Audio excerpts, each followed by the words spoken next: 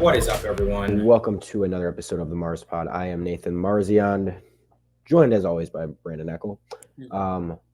We got last time we did a pod was after Game 1, where the Bucks snuck away with an ugly win, but a win nonetheless. And then after that, we had a little bit of a scare, a little bit of it was a terrible game too, and Chris got hurt and everything, and all of a sudden you're tied 1-1, and we had a brief moment where it was like, are we gonna get out? Like, are we gonna get out of this series? Is this gonna be a lot harder than it needs to be? And I think they put a lot of that to rest in games 3 and 4, as we've seen. But let's talk about again what we've seen the last 3 games ever since we did our last pod. So we'll start with game 2. As bad as it was, but yeah, game 2. They looked terrible for majority of this game. They were down, for the most part, like double digits. Got it back up to like 3 at the end of the third, and then the Bulls right away in the fourth, even under the third, started to pull back away, and the Bucks just could not. They again started to come back but couldn't quite get over the hump. DeMar was awesome in that game, 41 points. Bulls shot 48% from 3, and the Bucks continued to turn it over a lot. Drew was playing absolutely awful. And yeah, we didn't do a pod after that game. I mean, I was very upset. I know I went live and just talked. I was, again, very upset in the moment. But I remember that night, like I did go live, talk about it a little bit. But hey, games 3 and 4, they have really given us some confidence again and made us feel a lot better. I mean, again, I did not expect this at games 3 and 4. I don't know about you. I really did think like this was going to be a grinded out, like, I still said we were gonna, I think, win the series, but I was predicting in 6 or 7, and I thought that all the games would be close from now on out. Like I was not thinking we were gonna go in there and just blow them out twice. I still thought we were the better team, but again, without Chris, the way we were playing, their defense was looking really good. Was not expecting this, but they go in and beat the Bulls by, it was 30 in game 3 and then 24 in game 4. Yeah. The Grayson Allen show in both games, 22 in game 3, 27 in game 4, and 11 of 14 from 3 in the last 2 games, which is absurd. Only player in the last 25 years to go back-to-back playoff games with 20 points on 70% from 3, minimum of 5 3-point attempts each game. But yeah, I mean, this is just like a 2-game stretch that not many people have had in NBA history in terms of shooting the ball, and that's what we've needed. I mean, him stepping up without Chris, this is exactly what we needed. Is like, because that's the thing, is we were sitting here after game 2, and it's like Chris is out, Drew is playing like crap, Grayson's wasn't doing anything, Pat wasn't doing anything. Like, we were sitting here going, if nobody steps up, it's going to be just Giannis, nobody else. But I mean, we've seen other guys step up. So, give me your thoughts. The last kind of, as you've seen things unfold, just, I mean, how are you feeling? Yeah, I mean, going into game 3, I probably felt the same. I was like expecting a tough game going on the road. I mean, what did you originally have for this first series? Bucks and what? I had 4. Okay, you had 4 and I had 5. So when we dropped one at home, it was just kind of more like I thought we dropped one on the road, and then to go in game 3, no Middleton, and just look 20 times better. I was like honestly surprised. And then same thing with game 4. I was just like, okay, well, there's no way the Bulls are going to get, let themselves get kicked like that again. And they did, but we just came out. Grayson shot great, like you said. Drew, I think, was like 5 of 8 from 3. Yep. Dishing out like 5-6 assists a game. Only, I think, a couple turnovers in both these last 2 games too, whereas he had like 10 the first 2 combined. So yeah, he had 4 turnovers, 2 in each game, and then in the last 2 games, and then the first 2 he had 4 in game 1, 6 in game 2. So definitely improved a lot in that. Yeah. And you were at game 4, so you saw it firsthand. But I mean, going back to, as you said, Drew shooting 5 of 8 from 3 was huge, because he sucked like shooting the ball last year in the playoffs. I think he was at 31% from 3, again, compared to like 40 in the regular season. And then he also had a terrible start to these first 3 games. I think he was I'm trying to think. He was 1 of 5 in game 3. In game 2, he was like 1 of 4. He was like a 3 for 13 or something. Um, and then hitting 5 of 8 last game was huge to kind of get his confidence back, get him back into rhythm because, again, this has been now 2 straight postseasons where like he had not shot the ball well at all from three. It looked like so. Um, yeah, that was a very good sign for me and something I was looking for. And yeah, 42 points and only 4 turnovers in those last 2 games from Drew, compared to 30 points and 10 turnovers in games 1 and 2. So his scoring improved, his shooting improved, and not turn the ball over as much, which those were the killers. Like and this is what I said. I said, you can, you can live with Drew not shooting completely well all the time because last year in the playoffs, he didn't shoot well, but he had, he's going to give you great defense. We know that. And it was awesome in games 3 and 4. He was locking up DeRozan, locking up Levine, whoever he gets put on, he's going to lock him up. You're getting good defense out of him. But if it's just his shooting that's off offensively, you still have like last year in the playoffs, he averaged like 9 assists and only like 2 to 3 turnovers, which I'm like, if you're doing that, like you're fine. Like you don't have to shoot the ball well. You're still making, if you can do that and play great defense, you're doing fine. But to start this playoffs, it was like, okay, you're playing good defense, but shooting the ball terribly and turning the ball over a ton. Like you can't have both of them because if you have both of them, you're basically Eric Bledsoe. So you cannot do that. And so to see him, again, he improved both of them, but to even just improve one and at least cut down on the turnovers is really all I needed to see is just, okay, if you're going to play really good defense and not turn the ball over, like you're a net positive out there and you're going to be fine. And yeah, so I mean, again, very, very, very good to see. And as you mentioned, without Chris, you need some guys to step up. Bobby Portis steps into the starting lineup. So we had, running the big lineup of Bobby, Giannis, and Brook Lopez.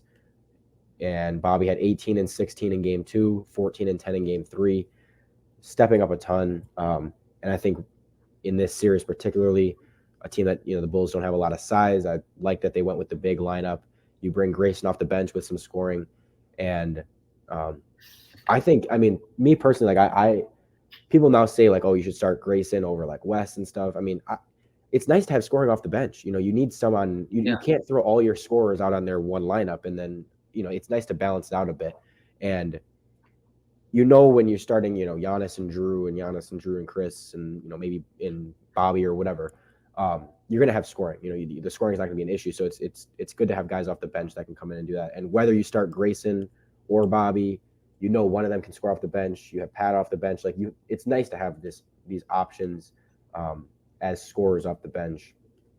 And so I'm very, very pleased to see them step up like they did because it's definitely what we needed. And to blow them out without Chris, it speaks to what those guys did and how they stepped up because Giannis didn't really need to do too much. No.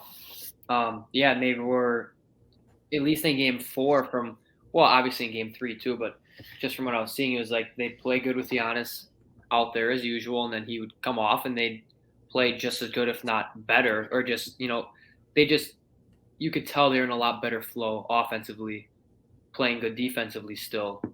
So that's always a good sign when, your team just gelling, which is what they've done the past 2.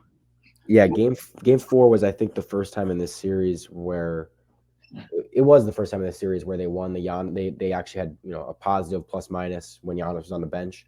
I think in every other game they were like, plus 15 with him on, and then they would be like minus 5 to 10 or whatever it was with him off. Mm-hmm. And so good to see them, again, like I right away noticed that in the first half, and I think it continued in the second half where I was like, okay, they're still winning the minutes with Giannis on the bench. Yeah. And Giannis overall has a plus minus of 68 in these 4 games, which is second in the playoffs. The only person ahead is PJ Tucker, but he's played an extra game. So I'm sure by tomorrow, I think Giannis will be number 1. And yeah, I mean, so we've dominated the series in the minutes he's played. And that's, again, something else that just, it makes me feel better about everything. It makes me feel like, okay, we're doing all right. As far as other things, 36 total turnovers in the first 2 games we had, and then only 23 in the last 2. And then a couple other things with Giannis. 25 assists in the last 3 games. And he has improved so much as a passer. Like compared to where he was, like in that Raptors series in 2019, it's not even close, dude. Like if we had current Giannis in that series, like we'd sweep them probably because he is so like ready for the double teams. He makes every right decision. He's not forcing things too much, and it's just awesome to see. Like his playmaking is amazing, and it's something that sets him apart from the other. Like Embiid's great as a scorer, but when you add together Giannis's defense and Giannis's playmaking, like he's on another level than like those guys. Like Embiid, Jokic is great as a passer, but he's not the defender Giannis is. He's not the scorer Giannis is. Yeah. Um, none of these guys have everything the way Giannis does. Like he's got the scoring. He doesn't, not that great shooter, but he's got the scoring. Doesn't matter how he gets it, he gets it. The defense, the playmaking, like everything is there, and it's awesome to see him become this complete player because the Bulls throw double teams at him every possession, and it's like he just boom, boom, boom, boom, boom. So I don't know what have you seen from him that are you liking or disliking? I've noticed that a ton just because I don't think people give it enough credit to like you get a double team thrown at you and he's so good at staying patient with the ball and finding the open guy. And even if that leads to missed shots, it's just a matter of getting open shots. And so I don't know if you might not know off the top of hand, but I'd be curious how many like open shots he's been creating. But like one guy, like you're talking in the Raptors series, Karl Anthony Towns has been doing it a ton where it's like he gets pressure and he just tries to chuck the ball across court and he gets a lot of turnovers from it. Kind of where Giannis was a few years ago. Not, I wouldn't say as bad as Anthony Towns is, but just the way he's able to read the defense and just easily find guys is just amazing. Yeah, I mean, again, I think back to that Raptors series, and I'm like, and looking back on it, it's like there were a lot of moments, like I've rewatched some of it. There were a lot of moments where you look at it, and I'm like, looking back on it now, I'm like, that's not what Giannis would do today because he'd panic and he'd like, force something or he'd force a shot up over 2 or 3 defenders instead of just like being patient, passing the ball, trusting his teammates a little bit. And it helps too that our shooters have been better than they were in those seasons where, Bledsoe at point guard killed you because they could just double off of him and he couldn't make anyone pay.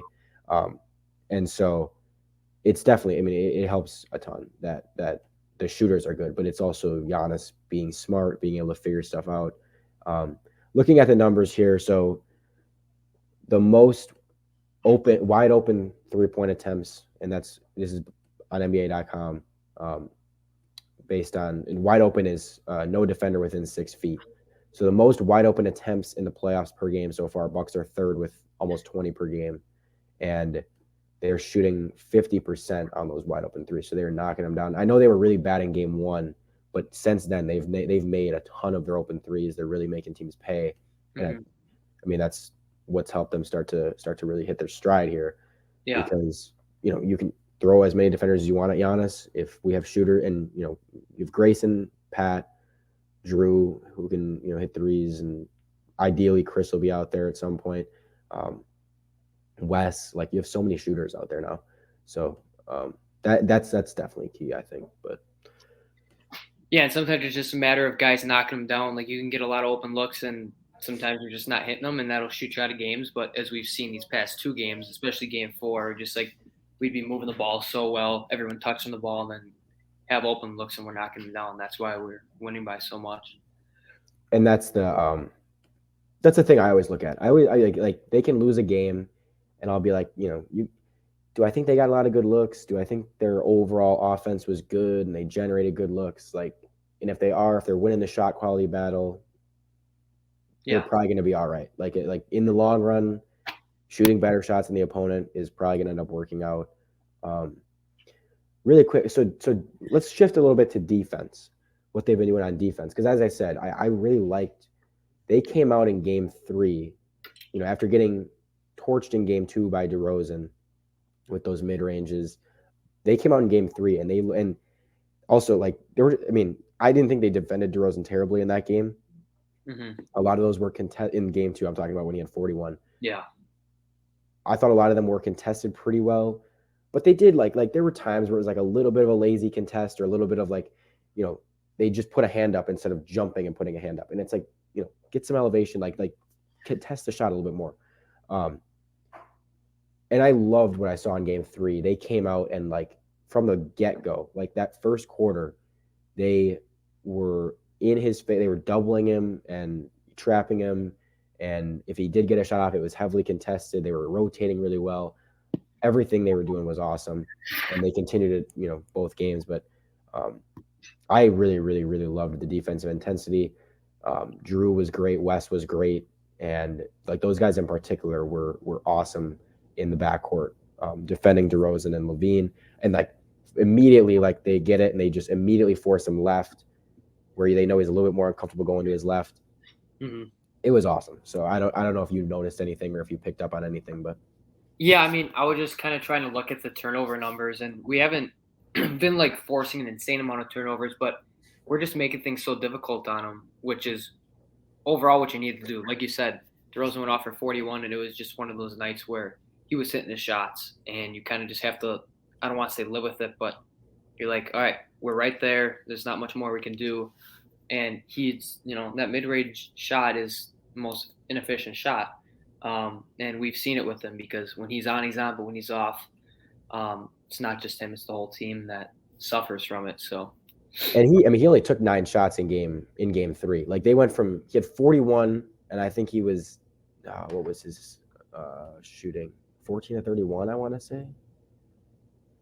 16 of 31. So 41 on he was 16 of 31 in game 3 and 4 of 9 in game 2 and 4 of 9 in game 4.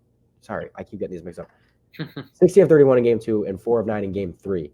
So to go from 31 shots to 9, I mean, again, they came out and the intensity was there, which again, that's what you're looking for. Like the first couple games, and they came out and played well in game 1. They jumped out to like a 9-0 lead. But I think from then on, like they were a little bit like, they weren't great from that point forward. It was an ugly game 1 win.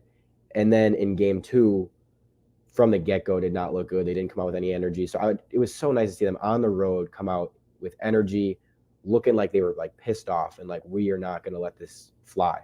And so, and again, Drew was all over the place as he always is. Like just those guys, what they did on DeRozan was awesome. I don't know if you saw any of the videos of like Drew, like preventing them from getting the ball. And when he did get the ball, like him like fighting over screens and stuff too. Like that's what I look for is like, yes.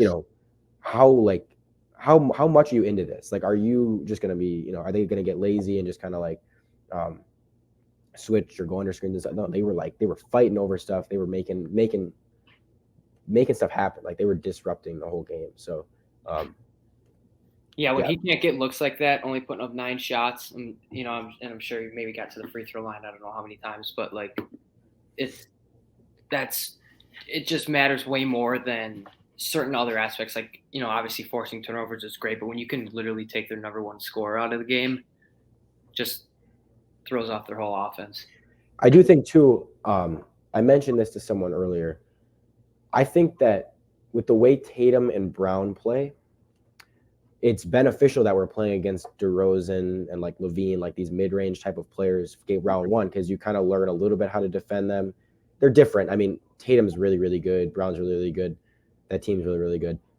But to play against, a mid-range player, and then you're going up against some more mid-range players in the second round, like I think it helps to have that. Like I think they're going to kind of already be accustomed to, okay, how are we going to approach this? How are we going to defend this? They already have a little bit of experience with it with DeRozan. I think that'll certainly help.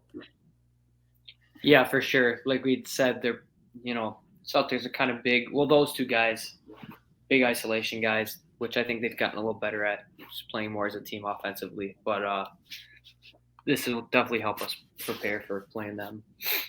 And I know Drew's defense, I gotta see really quick.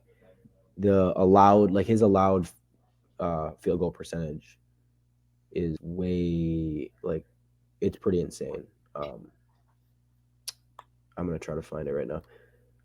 Drew Holiday, so he's allowing 29. His defended, his field goal percentage on shots he's defended is 29.8%. And then, I mean, overall, I think it's. Let me check.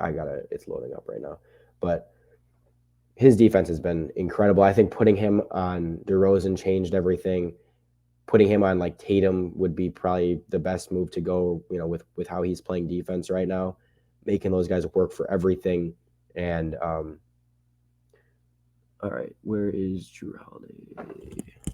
One second, I'm just looking at this number. Okay, 17 of 57 are what guys are shooting when defended by Drew Holiday in the playoffs right now. Yeah. So, and that's against, that's against DeRozan, that's against Levine. Like, this isn't like he's going up against scrubs. Like, these are their two best players. So, I've really loved what I've seen, and them trapping off the pick and roll or pick and pop or whatever. Whenever Vooch sets a screen for DeRozan, they're immediately like blitzing DeRozan, and it leaves the pick and pop open. But it's like Vucevic is only like what, a 31% 3-point shooter. Like, Yeah, you kind of live with that. He's not going to hit a ton of them. Two more notes of Giannis: 13 of 17 from the line in the last two games, which again he was struggling a little bit to start the series. So it's good to see him on the road, especially start hitting his free throws. He has committed 6 charges though. Only had 7 all of last year's playoffs. So I think that's something that, and some of it's flopping. I mean, those guys, the Bulls flop a lot. DeRozan's flopping, Vucevic is flopping, Caruso's flopping. Like, I don't think it's a huge issue with Giannis. Like, I don't think he's playing any differently than he normally does. There's been a couple of times where he drives when he doesn't really need to, where like, they're giving the ball a little bit too much at the top of the key, and that causes more offensive fouls. But I don't know, just something to keep an eye on. Like, I want to see him cut back on those charges, and you're gonna have to play against Marcus Smart next round, who's probably gonna flop and trying to draw charges on you. So I don't know, we'll see. But I don't want to see this become a huge thing of Giannis always committing charges. I think one thing I'd like to see from him a little more, maybe, obviously he's great getting downhill for the most part, don't get me wrong. I'd like to see him kind of back to the basket more, like drive back, couple dribbles, go up, then go up with it, because I think that avoids it a lot. He'll sometimes his Euro step can just get predictable because, okay, he's driving down the lane. We kind of know what he's going to do. And it's like, if they predict it, if they just play it right, they're going to be in a better, spot for a charge. It's kind of like a goalie, like trying to guess in soccer. It's like, if they guess the right side, it's going to be a lot more beneficial to them to potentially get that charge call.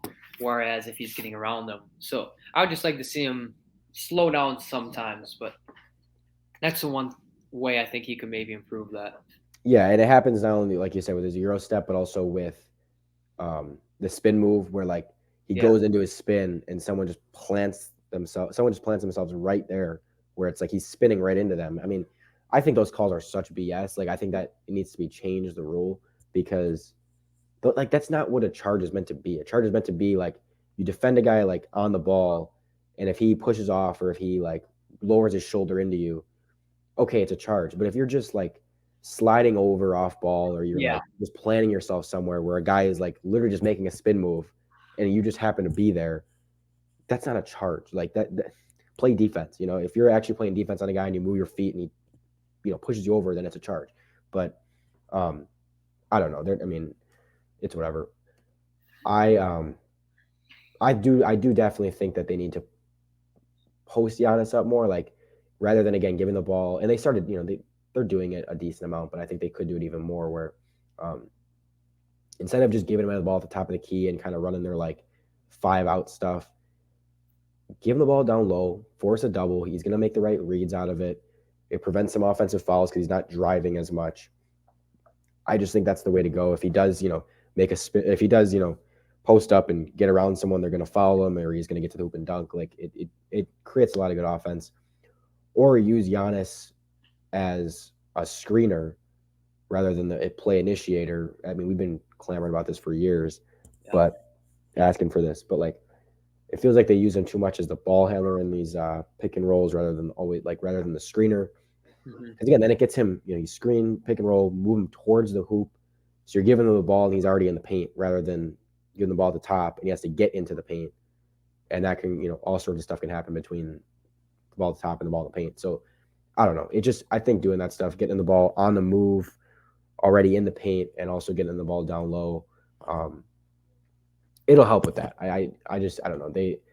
I feel like they just continuously want him to bring up the ball and give him the ball at the top of the key and kind of play the point. But which I don't mind. He's good at it and stuff. But I think it can create some problems at times. Mm-hmm. All right, let's talk a little bit about briefly just about other series going on. I'm trying to think of what to highlight here. So Dallas up 3-2.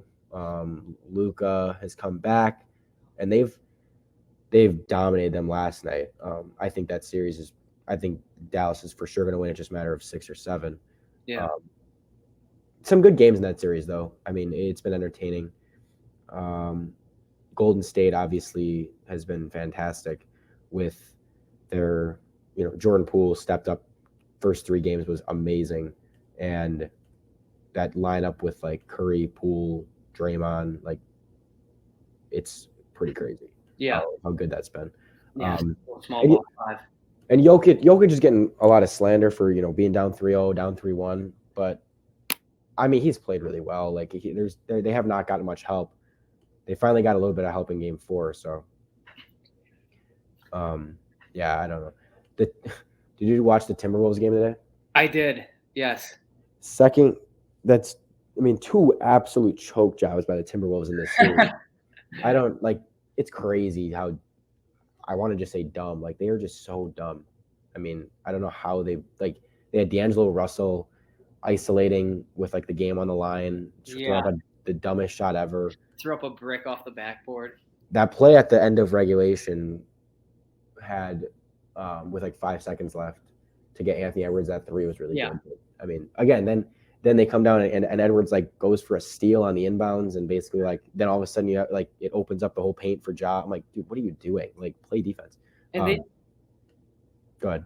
So I was just gonna say they just went straight isolation for so many possessions. Like Yeah. Ant checked back in. I think he had 5 fouls, so he was sitting a little bit. But you check back in, it's just like ISO, and then D'Lo got one, and then I think Pat hit a 3 in there. But it's like, God, it's just the same stuff with these teams, and the Bucks can do it sometimes too. Don't get me wrong, but it's like you have to move the ball. It's so predictable when you start isoing. So yeah, I know 100%. And then the only other Western Conference series, Phoenix Pelicans. It's on right now. Do you know? I mean, do you know what the score is? I was watching before. I thought Phoenix was up about 10. Okay, but 2-2 right now, and obviously Booker's out, and the Jose Alvarado, Valanciunas, Brandon Ingram have been awesome in this series. Yeah, and Ingram looks like a star right now. Like he's in his first playoffs. I think he's averaging around like 30. So, I mean, stepping up big time. The league's in good hands with how many young players are stepping up right now and looking really, really, really good. Mm-hmm. Did you check the score at all? Yeah, they are up. Phoenix is up 16. Just started the second half. While we're talking about young stars, I gotta say this quick. I swear, once a year I see, oh yeah, Mavs and Hawks both got their guy for that Luka trade. No, they didn't both get their guys. I would 100% rather have Luka every day of the week. It's not a debate. Trae Young is hardly a top 15 player in the league now. I think Luka could be top 30 all time when he's done. People need to stop acting like, oh, Trae has been terrible these past few games. Like, no Jimmy Butler for the Heat today. He had 9 points today, I think. we were gonna get to the Hawks Heat in just a second. We'll get there right now. So, yeah, dude. Okay, these are 3 of his games. Game 1, he had 8 points, 1 of 12 shooting. Jeez. Game, what was this? 4. So this was on Sunday. 9 points, 3 of 11 shooting, 3 of 10 from 3. And in game 1, he was 0 of 7 from 3. And in game 2, he was 2 for 10 from 3. And then today, 11 points, 2 of 12 shooting, 0 of 5 from 3. I think he shot. So overall, he shot 2 for 17, 4 for 23, 7 for 38 from 3. Jesus. I'm just looking at that. I had to calculate out. That's crazy. And he looked good in the play, and don't get me wrong. Like, I know he has the ability to take over, but he did not do it at all this series.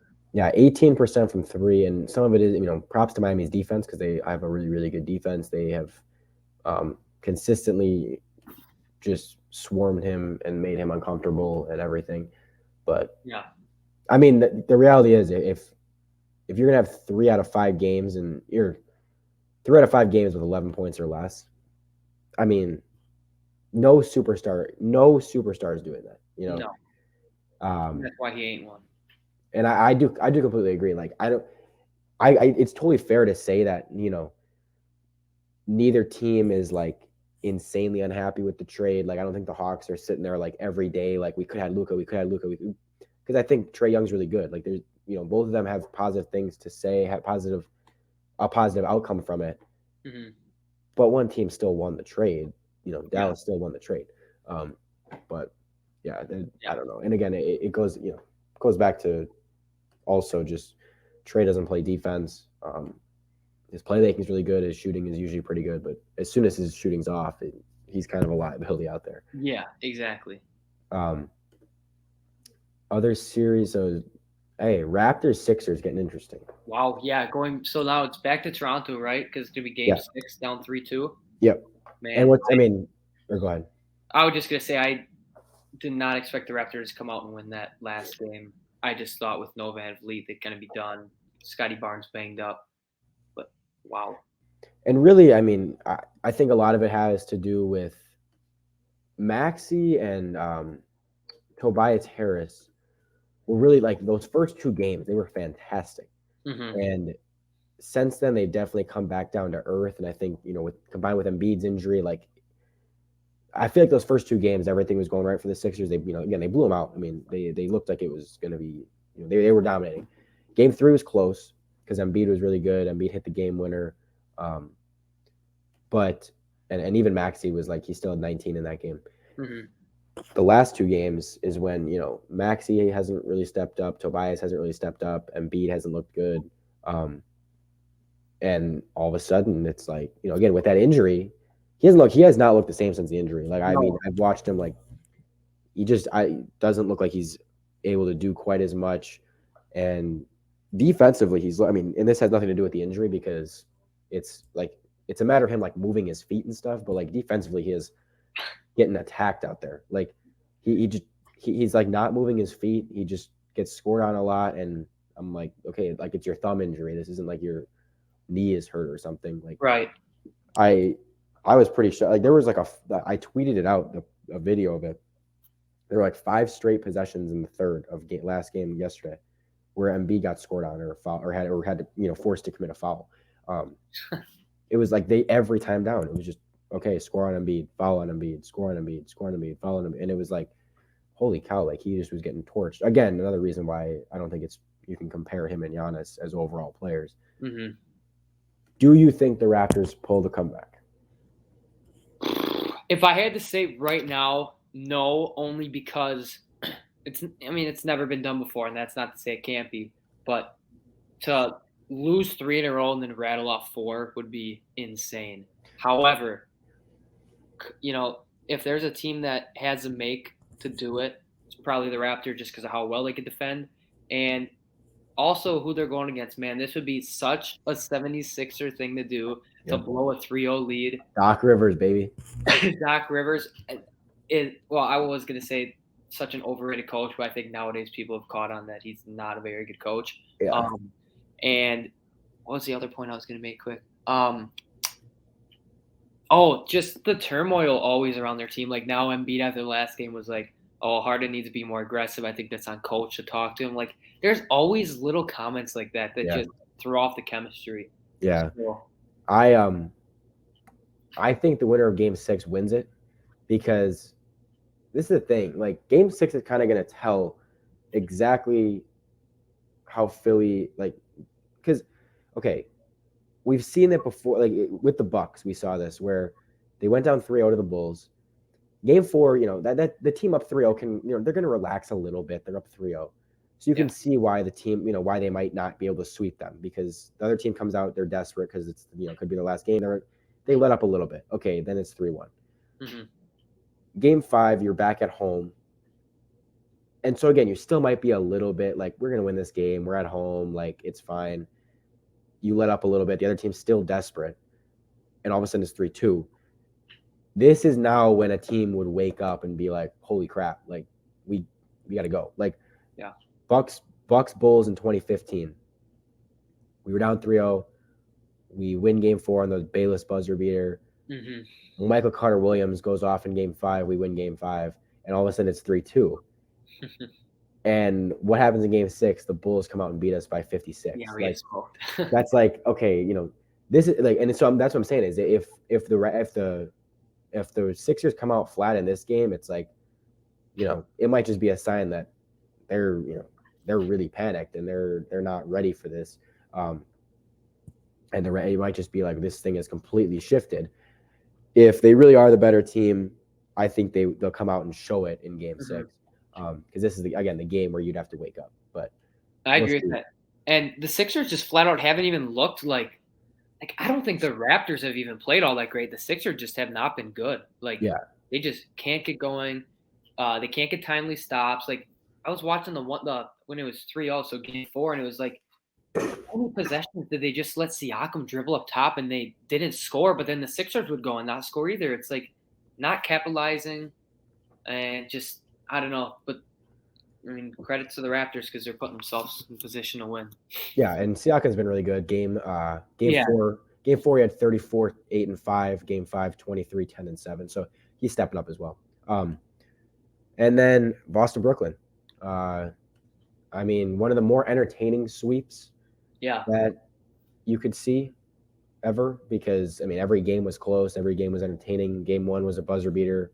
I mean, Brooklyn was a play away from winning game 1. Game 2, they were ahead with like 3 minutes left. And that's why I still was like, I think Brooklyn get back into the series because, they could easily be up 2-0. They're down 2-0. I think Kyrie and KD will, be ready to play when they're down 2-0. And KD comes out and attempts 11 shots in game 3 and they lose. I'm like, that should never happen.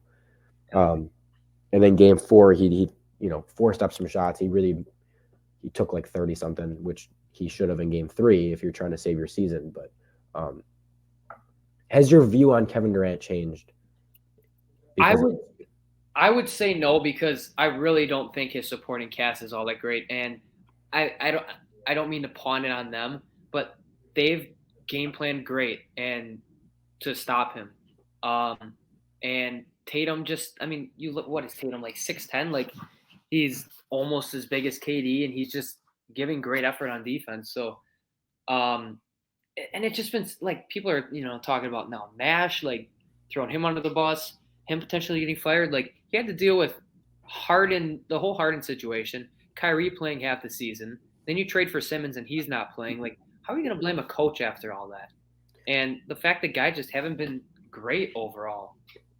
I think KD, I love KD. I think he did drop a little bit in like my, best player in the world rankings because they did have, their supporting cast did step up at times. Like Bruce Brown was great in a couple games here. Seth Curry was great last night. And, KD just was not that good. Like he was not at all aggressive enough in game 3. As good as the Celtics have played him, if you're the best player in the world, you got to take more than 11 shots in an essentially elimination game. Missed some big shots last night. He wasn't super efficient, which, not expect him to be, but still, he didn't hit a ton of shots down the stretch. Game 2, he was bad. And just overall in this series was not Kevin Durant. Like it definitely made me go, wow, like I would never have thought Kevin Durant would get swept. Like, because I was like, he's one of the best players in the world. Like he's up there in the Giannis tier, potentially. Like I think he's right there, if not one tier below, maybe. But now I'm all of a sudden like I think he's, I might put him below guys like Steph, Jokic, like right now, because just I don't know. Jokic, at least when Jokic is getting swept, like or close to swept, he's balling. Like he's putting up good numbers. Yeah. KD just did not look good, but I don't know. How concerned are you with Boston for the Bucks, assuming we play them next year? And we'll get to, obviously if the Bucks advance and stuff, we'll talk more about this, but just a brief, very quick, how are you feeling about that if it happens? I don't know. I've gone back and forth because going into the playoffs, I wasn't really sold on Boston, even though I know they had played a long, stretch of the year playing really well, and everyone was saying, like, well, not saying. I mean, their defense was rated number 1 in the league. But I don't know. I still feel good because I just feel like we match up pretty good against them. Like switching, like the ability to switch. Like if we don't have Giannis on Tatum and they try to switch, like okay, now you're switching one of the best defenders in the league onto Tatum, stuff like that. So I'm okay. I think our offense will still be able to score, but I mean, Celtics have looked great.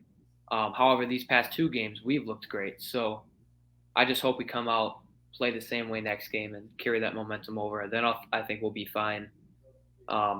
Definitely a 6 to 7 game series. Yeah, and again, I think it's I wouldn't be shocked at all if the Celtics beat us. I think I respect the Celtics a lot. They're very good. They've turned it on a ton like the past few months. Defensively, have been fantastic. Tatum's been really, really good. Jaylen Brown's really, really good. Smart's defense is really good. All that stuff. Robert Williams coming back. Like they're definitely a team to respect, to believe that they could beat us because they could. The one thing that I don't like, people act like all of a sudden like, yeah, Brooklyn sucks and Celtics are amazing. And I'm like, again, look at these 4 games. It's not like they dominated them. It's not like they killed them. Like all 4 of these games could have gone either way.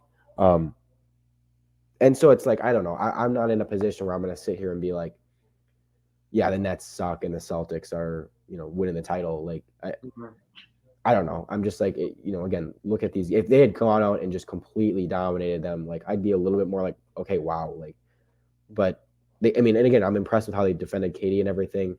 But every one of these games was close. Every one of these games basically could have gone either way. So nothing that is going to sit here and like, I'm not sitting here going, oh my God, the Celtics. Like, I definitely respect them. I think they could beat us. But as of right now, I still trust the Bucks. I agree. But we will get to more of that in the coming weeks, assuming we do get past the Bulls. Hopefully we can get past them tomorrow. But yeah, that pretty much does it for us today. Any last thoughts? Man, I mean, I just want to see us, like I said, come out, play well tomorrow, take care of business. No Zach LaVine. I don't know. Is Caruso playing? They said, I think it still said he's like questionable. I'm not sure. I don't think he will. Not that it matters all that much, but yeah. I mean, I like the way we're playing. Got to keep riding. Bucks and 5, the new Bucks and 6 for this series, and see what happens. Yeah, hopefully there should be a better crowd there too. Assuming I don't think many Bulls fans will want to make the trip for that. Like they're down 3-1, no LaVine. Like I think they kind of their destiny. They can already see it. They see what's coming. So hopefully it should be a better crowd, more Bucks crowd. But yeah, thank you guys for tuning in. Bucks and 5 tomorrow, and we will be talking to you guys pretty soon about the game and other upcoming series and everything. So thank you guys for listening. Peace out. Bucks in 5.